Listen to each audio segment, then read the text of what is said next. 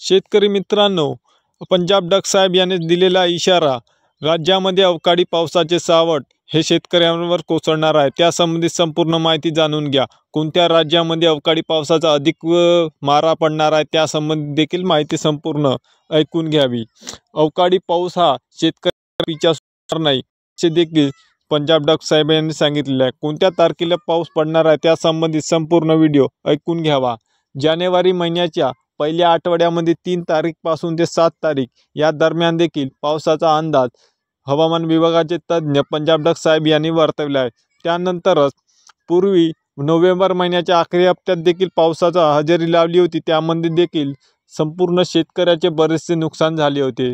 त्यानंतर डिसेंबर महिन्याच्या पहिल्या आठवड्यामध्ये 6 ते 7 तारीखपर्यंत देखील पावसाचे वातावरण सदृश्य होऊन त्यामध्ये देखील शेतकऱ्यांचे बऱ्यापैकी नुकसान झालेले होते।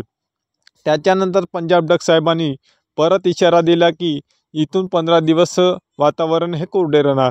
त्यासंबंधित संपूर्ण हे आजपर्यंत कोरडेच आहे।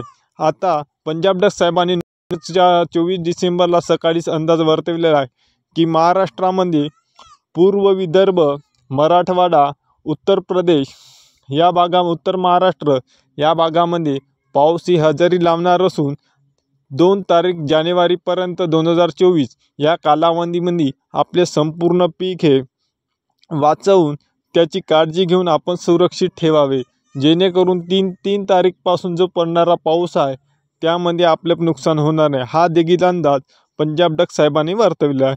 त्यामुळे संपूर्ण शेतकऱ्यांनी हा देखील अंदाज लक्षात घेऊन सोयाबीन, तूर, कापूस, कांदा उत्पादक शेतकऱ्यांनी हा लक्षात घेऊन अंदाज त्यांनी आपल्या पिकाची काळजी घ्यावी। परत समोरील अंदाज येताच आपल्याला परत दुसरा अंदाज देखील देण्यात येईल।